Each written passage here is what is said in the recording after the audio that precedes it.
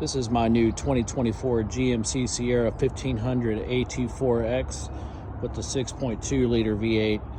Also has the factory active exhaust, which has a flapper that opens up in sport mode. It's also open whenever you first start the vehicle, so I'll start it up and you can hear what it sounds like.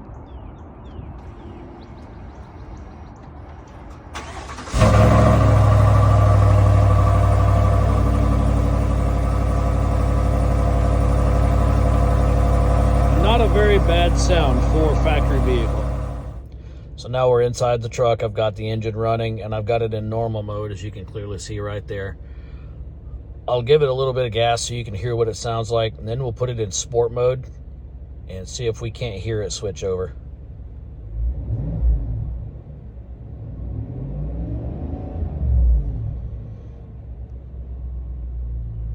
Now let's switch it into sport mode.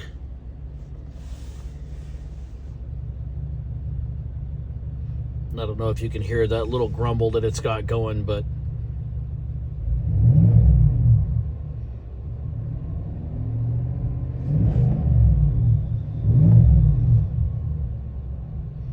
definitely sounds better in sport mode, and then when you put it back into normal, it gets quiet again.